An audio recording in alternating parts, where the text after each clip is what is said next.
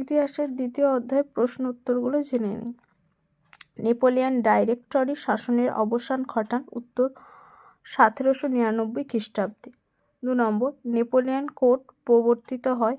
উত্তর 1804 খ্রিস্টাব্দে। 3 নম্বর, সিজালপাইন প্রজাতন্ত্র গঠিত হয়েছিল। 3টা গ ইটালিতে। ট্রাফালগারের 4 নম্বর প্রশ্ন, ট্রাফালগারের নৌযুদ্ধ সংগঠিত হয় 1805 খ্রিস্টাব্দে।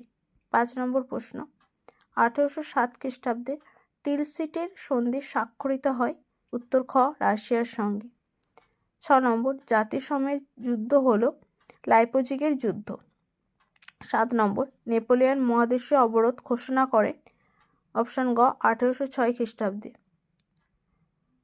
পরের প্রশ্ন, কনফেডারেশন অফ রাইন গঠন করেন। গ নেপোলিয়ন। পরের প্রশ্ন,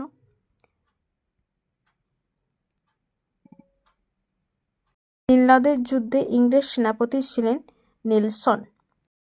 এবার অতি সংক্ষিপ্ত প্রশ্ন উত্তর। নেপোলিয়ন কবে ফ্রান্সের সম্রাট হন? উত্তর 1804 খ্রিস্টাব্দে।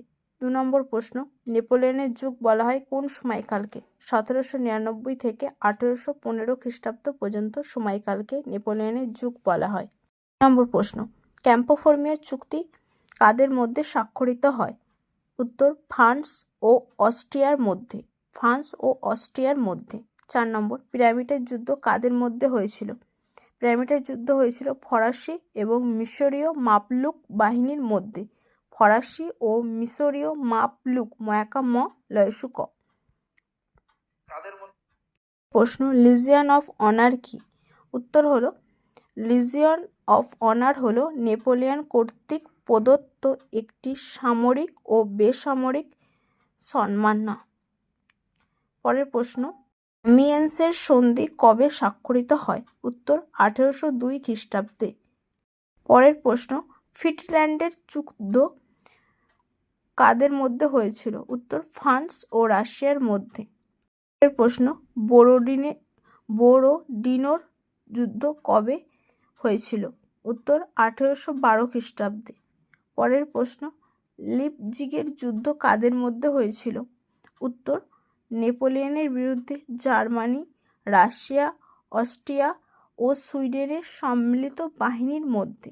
পরের প্রশ্ন, ওয়াটারলু যুদ্ধের পর নেপোলিয়ন কোন দ্বীপে নির্বাসনে পাঠানো হয়? উত্তর সেন্ট হেলেনা দ্বীপে। এবার আমরা সত্য মিথ্যাগুলো জেনে নিই। নেপোলিয়ন ছিলেন পূর্ব রাজবংশের বংশধর। মিথ্যা। নেপোলিয়ন জীবনের অন্যতম কৃতিত্ব ছিল কোড নেপোলিয়ন প্রবর্তন। সত্য। 1799 খ্রিস্টাব্দে তৃতীয় শক্তিজোট গঠিত হয়। সত্য। নেপোলিয়ন 1812 খ্রিস্টাব্দে রাশিয়া আক্রমণ করে। সত্য। 5 নম্বর, লিপজিগের যুদ্ধকে জাতিসংঘের যুদ্ধ বলা হয়। সত্য।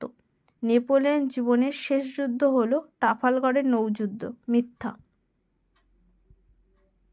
7 নম্বর, এলবা দ্বীপে 1821 সালে নেপোলিয়নের মৃত্যু হয়। মিথ্যা, কারণ হেলেনা দ্বীপে মৃত্যু হয়েছিল। এবার আমরা বিবৃতির উত্তরগুলো দেখে নিই। প্রথম বিবৃতি আছে, নেপোলিয়নকে বিপ্লবের সন্তান বলা হয়। উত্তর খ নেপোলিয়ন এক দেশপ্রেমিক ছিলেন।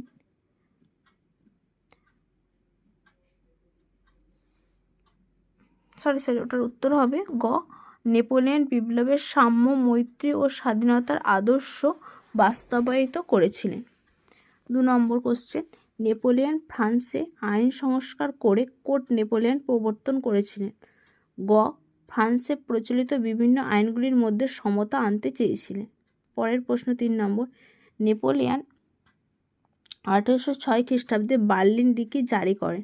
উত্তর ক ইংল্যান্ডকে অর্থনৈতিক দিক থেকে পঙ্গু করার জন্য।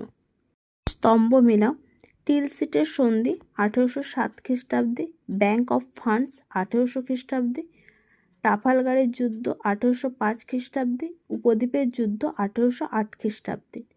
সেকেন্ডটা স্তম্ভ মেলাও, জুন্ডা সামরিক চক্র, কনকর্ডাট ধর্ম বিষয়ক চুক্তি, সিজালপাইন প্রজাতন্ত্র ইতালি, ডার্চি অফ ওয়ারেস, প্রাশিয়ার অন্তর্ভুক্ত পোল্যান্ড।